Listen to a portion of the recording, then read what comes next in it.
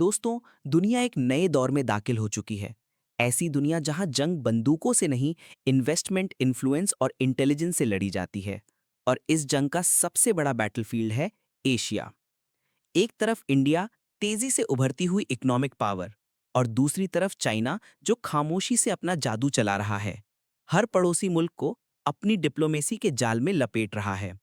सोचिए जरा, बिना एक भी गोली चलाए अगर कोई मुल्क आपके आसपास के तमाम देशों को अपना दोस्त बना ले, तो क्या वो असल में आपको घेर नहीं रहा? यही कहानी है आज की। चाइना का साउथ एशिया में इनविजिबल घेरा। एक ऐसी सियासत जहां पैसा, पोर्ट्स और प्रोमिसेस मिलकर ताकत का नया नक्शा बना रहे हैं। और इस घेरे का पहला मरकज है वो मुल्क जिसे चाइना आयरन ब्रदर कहता है, लेकिन इंडिया के लिए वो एक स्ट्रैटेजिक नाइटमेयर से कम नहीं। दोस्तों, अब बात करते हैं उस मुल्क की जो चाइना के सबसे करीबी दोस्त कहलाता है, पाकिस्तान। और ये दोस्ती सिर्फ जज्बात तक महदूद नहीं, ये एक मेगा प्रोजेक्ट के जरिए जियोपॉलिटिक्स का एक नया दौर लिख रही है। सीपीईसी यानी चाइना पाकिस्तान इकोनॉमिक कॉरिडोर। सोचिए जरा, चाइना के वेस्टर्न इलाके शिनजियांग से लेकर पाकिस्तान के गवादर पोर्ट तक 3000 किलोमीटर लंबी एक सड़क, रेल और पाइपलाइन का नेटवर्क। ये सिर्फ ट्रेड रूट नहीं, बल्कि चाइना का ड्रीम प्रोजेक्ट है, जहां से उसका माल सीधा मिडिल ईस्ट और अफ्रीका तक पहुंचता है, बिना इंडिया के कंट्रोल वाले रूट्स के गुजरे। लेकिन दोस्तों, ये कहानी इतनी सीधी नहीं। पाकिस्तान के लिए ये तरक्की का नया मौका बना, लेकिन साथ ही साथ कर्ज और डिपेंडेंसी का सिलसिला भी शुरू हुआ। चाइना ने इंफ्रास्ट्रक्चर बनाया, रोड्स खोल दी, मगर उनके बदले पाकिस्तान पे चढ़ गया करोड़ों डॉलर का कर्ज। आप खुद अंदाजा लगाइए, जब एक मुल्क का इंफ्रास्ट्रक्चर दूसरे मुल्क के पैसों से बने और उन पैसों का वापसी टाइम अनसर्टन हो, तो कंट्रोल किसके हाथ में आता है? ये प्रोजेक्ट स्ट्रेटेजिक भी है, क्योंकि गवादर पोर्ट से चाइना को मिली अरेबियन सी तक सीधी एक्सेस। इसका मतलब, अगर कल को कुछ होता है इंडियन ओशन में, तो बीजिंग के पास एक मिलिट्री और इकोनॉमिक दोनों बेस मौजूद हैं। दोस्तों, सीपीईसी ने पाकिस्तान के लिए कुछ फायदे लाए, लेकिन साथ ही साथ कुछ ऐसे सवालात भी उठाए जो आज तक जवाब चाहते हैं। क्या ये पार्टनरशिप बराबरी की है, या फिर ये भी एक डेड ट्रैप का दूसरा रूप है? एक वक्त था जब इस्लामाबाद और बीजिंग के दरमियान स्लोगन था, higher than mountains, deeper than oceans. लेकिन जियोपॉलिटिक्स के इस दौर में दोस्ती भी एक स्ट्रैटेजी होती है, और हर स्ट्रैटेजी के पीछे होती है कोई ना कोई अपनी वजह। दोस्तों, कहानी का मंजर अब बदल रहा है।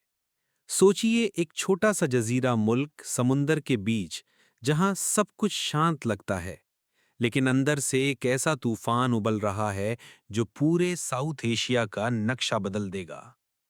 ये कहानी है श्रीलंका की, जहां चाइना ने मदद के नाम पर एक ऐसा दांव खेला कि दुनिया हैरान रह गई। हमनतोता पोर्ट, नाम तो एक आम बंदरगाह जैसा लगता है, लेकिन असल में ये चाइना का स्ट्रेटेजिक मास्टर स्ट्रोक था। चाइना ने इस पोर्ट के लिए श्रीलंका को कर्ज दिया, और जब मुल्क ने वो कर्ज चुकाया नहीं जा सका, तो चाइना ने पूरा पोर्ट 99 साल के लिए लीज पर ले लिया। दोस्तों, सोचिए जरा, एक मुल्क जो अपनी सरजमीन का एक हिस्सा दूसरे मुल्क को दे रहा हो, सिर्फ एक कर्ज चुकाने के लिए। यह सिर्फ एक फाइनेंशियल डील नहीं थी, यह था डेट ट्रैप डिप्लोमेसी। चाइना ने दोस्ती के नाम पर अपनी चाल चली, और श्रीलंका उस जाल में फंस गया। इस दौर में श्रीलंका के लोगों ने महंगाई, बेरोजगारी और सियासी इंस्टेबिलिटी देखी, जबकि बीजिंग ने अपनी स्माइल के पीछे छुपा लिया एक और मौका, इंडियन ओशन में अपना असर मजबूत करने का। और यहां से इंडिया के लिए एक नई टेंशन शुरू हुई, क्योंकि अब चाइना के पास था भारत के बिल्कुल करीब एक नेवल फुटहोल्ड, एक पोर्ट, मगर उसके पीछे पूरा जियोपॉलिटिकल गेम चल रहा था। अफसोस की बात यह है दोस्तों, श्रीलंका ने जो एक वक्त में तरक्की समझी, वो आज उनके लिए कर्ज और दबाव का सिलसिला बन चुकी है। और ये सिर्फ उनका मसला नहीं, ये सबके लिए एक वार्निंग है कि हर इन्वेस्टमेंट दोस्ती नहीं होती, कुछ इन्वेस्टमेंट्स कब्जा बन जाती हैं। और दोस्तों, अब बारी है उस मुल्क की जहां से एशिया की सबसे पुरानी सिविलाइजेशन ने नया दौर शुरू किया, ईरान, चाइना का अगला स्ट्रेटेजिक किला। दोस्तों, अब बारी है उस मुल्क की जिसका जिक्र आते ही पूरी दुनिया के एनर्जी मार्केट्स हिल जाते हैं।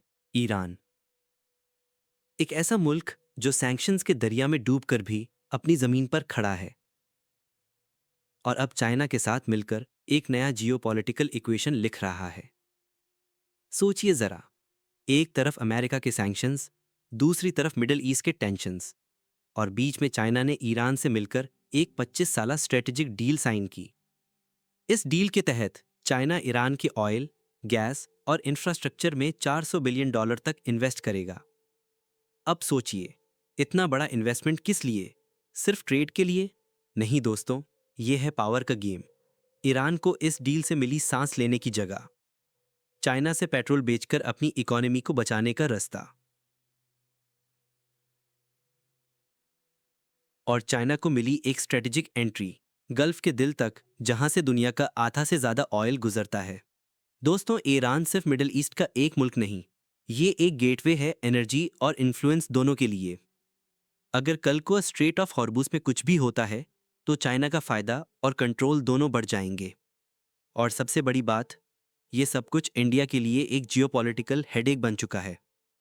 आप खुद सोचिए, जहां पहले इंडिया ईरान के चाबहार पोर्ट में इन्वेस्टमेंट कर रहा था, अब उसी रीजन में चाइना ने अपना झंडा गाड़ दिया है। इसका मतलब इंडिया के रीजनल प्लान्स में एक नया बैरियर आ गया है। और ये सब कब हो रहा है? जब चाइना अपनी बेल्ट एंड रोड इनिशिएटिव के जरिए एशिया, अफ्रीका और यूरोप को जोड़ रहा है। ईरान उस दौर में एक ब्रिज बन गया है, और ये ब्रिज इंडिया के अगेंस्ट एक साइलेंट वॉल भी। लेकिन कहानी यहीं खत्म नहीं होती, क्योंकि अब चाइना ने सिर्फ ईरान या पाकिस्तान तक अपनी गेम सीमित नहीं रखी। अब उसका नया फोकस है इंडियन ओशन, जहां से गुजरता है दुनिया का सबसे अहम ट्रेड रूट।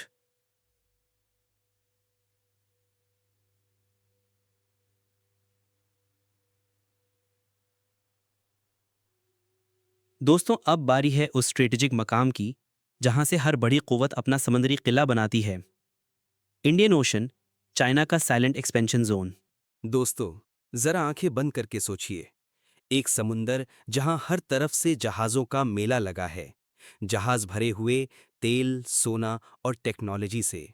ये है इंडियन ओशन, जहां से दुनिया के आधे से ज्यादा ट्रेड रूट्स गुजरते हैं।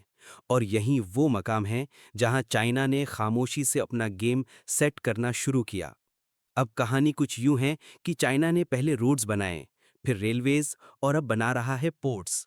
लेकिन सिर्फ ट्रेड के लिए नहीं, बल्कि मिलिट्री और स्ट्रैटेजिक प्रेजेंस के लिए भी। इस मिशन का नाम है स्ट्रिंग ऑफ पर्ल्स। सोचिए दोस्तों, एक डेजी चेन जैसे मोतियों का हार जो पूरे इंडियन ओशन में चाइना के बेसिस को दौड़ता है। ग्वादर पाकिस्तान, हम्बनतोता श्रीलंका, चिटागोंग बांग्लादेश और क्याकप्यू म्यांमार और जिबूटी अफ्रीका, ये सब चाइना के पर्ल्स हैं। और इन सब को मिलाकर एक रिंग ऑफ इन्फ्लुएंस तैयार हो गया है। आप खुद अंदाजा लगाइए, जब एक मुल्क हर तरफ से समंदरी रूट्स पे अपनी प्रेजेंस बना रहा हो तो उसके नेबर्स को कैसा महसूस होता होगा। इंडिया के लिए ये सिर्फ एक इकोनॉमिक चैलेंज नहीं, बल्कि एक सिक्योरिटी नाइटमेयर है। चाइना के नेवल शिप्स अब इंडियन ओशन के अंदर पेट्रोलिंग करते हैं, और सैटेलाइट इमेजेस दिखाती हैं कि ग्वादर पोर्ट पर मिलिट्री ग्रेड इंफ्रास्ट्रक्चर तैयार हो चुका है। ये सब देखकर इंडिया ने भी अपनी स्ट्रैटेजी बदली। मलाबार एक्सरसाइज में अमेरिका, जापान और ऑस्ट्रेलिया के साथ मिलकर अपनी नेवी को और पावरफुल बनाया। लेकिन दोस्तों, जियोपॉलिटिक्स का ये समंदर अभी शांत नहीं हुआ। चाइना के शिप्स, सबमरीन्स और ड्रोन्स अब एक नए मिशन पर हैं, जिसका मकसद सिर्फ प्रेजेंस नहीं, डोमिनेंस है।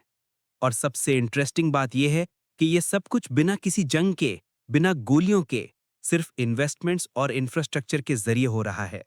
यानी चाइना ने समंदर में जंग नहीं, कंट्रोल थ्रू इकोनॉमी का नया दौर शुरू कर दिया है। मगर कहानी यहां खत्म नहीं होती, क्योंकि अब आने वाली बारी है उस मामले की जो इस पूरी पावर स्ट्रगल का सबसे डेंजरस हिस्सा है, ताइवान और साउथ चाइना सी का क्राइसिस, जहां से दुनिया के आने वाले कॉन्फ्लिक्ट्स का आगाज भी हो सकता है। दोस्तों, अब कहानी अपने सबसे नाजुक मोड़ पर आ गई है। आप सोचिए जरा, अगर एक तरफ एशिया का सबसे बड़ा समंदर हो और दूसरी तरफ दो सुपर पावर्स चाइना और अमेरिका, तो टकराव तो लिखा हुआ लगता है ना। साउथ चाइना सी, जहां दुनिया का 30% से ज्यादा ट्रेड गुजरता है, वो जगह है जहां चाइना अपने 9 डैश लाइन का हवाला देकर पूरे समंदर को अपना बताता है। आर्टिफिशियल आइलैंड्स बनाए गए, मिलिट्री बेसिस तैयार हुए और रेडार सिस्टम्स लगाए गए, जैसे कोई जंग बिना ऐलान के शुरू हो गई हो। लेकिन असली तूफान तो ताइवान है। वो छोटी सी आइलैंड जिसे चाइना अपना हिस्सा मानता है और अमेरिका उसे अपनी रेड लाइन के मुताबिक प्रोटेक्ट करता है। एक तरफ चाइना के फाइटर जेट्स रोज ताइवान के एयर जोन में घुस रहे हैं और दूसरी तरफ यूएस नेवी के शिप्स साउथ चाइना सी में पेट्रोल कर रहे हैं। यानी एक चिंगारी पूरी दुनिया के मैप को बदल सकती है। दोस्तों, अब जरा सोचिए, अगर चाइना ने ताइवान पर कब्जा कर लिया तो उसका असर सिर्फ एशिया पर नहीं बल्कि इंडिया पर भी होगा। क्योंकि ताइवान से मिलने वाली सेमीकंडक्टर्स, वो छोटी चिप्स जो हर मोबाइल, मिसाइल और मशीन में होती हैं, उन पर पूरी दुनिया डिपेंड करती है। और अगर ये सप्लाई रुक गई तो दुनिया की इकोनॉमी हिल सकती है। इंडिया के लिए ये डबल एजिड सॉर्ड है। अगर जंग होती है तो ट्रेड रूट्स बंद होंगे, और अगर चाइना जीत गया तो उसका इकोनॉमिक इन्फ्लुएंस और भी ज्यादा बढ़ जाएगा। ये चैप्टर सिर्फ पॉलिटिक्स नहीं, एक नए ग्लोबल ऑर्डर के पहले पेज जैसा है। एक ऐसा दौर जहां गोलियां नहीं, इंफॉर्मेशन और टेक्नोलॉजी से जंग लड़ी जा रही है। आप खुद सोचिए दोस्तों, क्या एशिया अमन की तरफ बढ़ रहा है या एक ऐसी कोल्ड वॉर 2.0 के दौर में दाखिल हो चुका है जहां खामोशी में भी तूफान छुपा हुआ है? दुनिया बदल रही है। ताकत के मयार, दोस्ती के रिश्ते और जंग के तरीके सब नई शक्ल ले रहे हैं। कभी तीरों से लड़ाई होती थी, आज डेटा और इन्फ्लुएंस से होती है। बस याद रखिए, हर सुपर पावर के पीछे एक कहानी होती है और हर कहानी के पीछे कुछ राज छुपे होते हैं। क्रॉन टीवी इन्हीं राजों को समझने की कोशिश करता है, ताकि हम सिर्फ इतिहास न सुने बल्कि उससे सीखें भी। तो दोस्तों, अगर आपको ये वीडियो पसंद आई हो तो वीडियो को लाइक ज़रूर करें, चैनल को सब्सक्राइब करना ना भूलिए और बेल आइकन दबाइए ताकि अगला एपिसोड आप तक सबसे पहले पहुंचे।